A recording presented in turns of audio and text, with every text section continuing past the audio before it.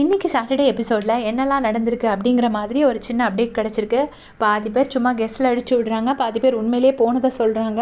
உண்மை தான் சொல்கிறாங்களா இல்லை கெஸ்ட்டில் அடிக்கிறாங்களான்னு தெரியல. இருந்தாலும் உங்களுக்கு நான் அது எல்லாத்தையுமே அப்டேட் பண்ணிடுறேன். ஃபஸ்ட்டு மைக்கு போடாமல் பேசினதுக்கு மைக் பிரச்சனை வந்தது இல்லையா, பார்வதிக்கும் கமருதனுக்கும், அதுக்கு சின்னதாக ஒரு ரோஸ்ட் கொடுத்துருக்காரு. அப்புறம் விக்ரம் அந்த நகை திருடுறதுக்காக ஆக்டிவிட்டி டோரை க்ளோஸ் பண்ணிட்டு இருந்தார்ல, அது ஒரு சின்ன டாக்டிக்ஸ்னால் கூட அது ஃபேர் ப்ளே கிடையாதுல்ல, அதுக்காக அவருக்கு ஒரு சின்ன ரோஸ் கொடுத்துருக்காங்க. அப்புறம் நம்ம பக்கெட் மேட்ரு, அது நீங்களே பார்த்தீங்க லைவில், ப்ரமோவில் பார்த்துருப்பீங்க. பக்கெட் எடுத்து வச்சது அது ஆக்சுவலாக பார்வதி பண்ணியிருக்கிறாங்க. அது வியானா இப்போ லைவில் எல்லாமே கன்ஃபர்ம் பண்ணாங்க, எல்லாமே தெரிய வந்துச்சு.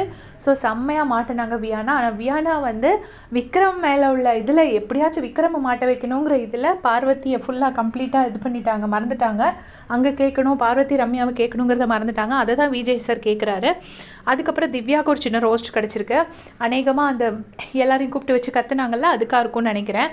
அதுக்கப்புறமா வினோத் பிரஜன் ஃபைட் ஒன்று நடந்ததில் அதுக்கு ஒரு சின்ன ரோஸ்ட் கொடுத்துருக்காரு. வினோத்தும் பிரஜனும் நிறைய வார்த்தை விட்டுருப்பாங்க, அந்த வார்த்தை விட்டதுக்காக ஒரு ஃபைட் பண்ணி அது ஒரு சின்ன ரோஸ்ட் கொடுத்துருக்காரு.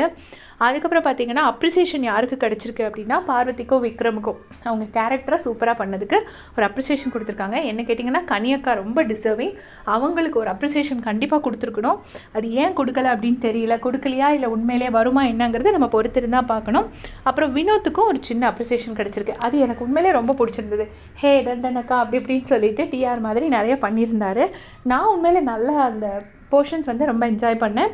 அதனால் அதுக்கு ஒரு சின்ன அப்ரிசியேஷன் கிடச்சிருக்கு. அண்ட் ரம்யா வெளியே போயிட்டாங்களா அப்படின்னு சொல்லி நிறைய பேர் கேட்டிங்க. அவங்க வெளியே போகல, விஜய் சார் கூப்பிட்டுட்டாரு போல இருக்குது. சும்மா அது ப்ரமோக்காக நம்மளை ஒரு எட்ஜ் ஆஃப் த சீட்லேயே வச்சுருக்கணும்ல, அதுக்கு ப்ரமோ இன்ட்ரெஸ்டிங்காக பண்ணுறதுக்காக அப்படி பண்ணியிருக்காங்கன்னு சொல்கிறாங்க. உங்களுடைய கமெண்ட்ஸை சொல்லுங்கள். Thanks for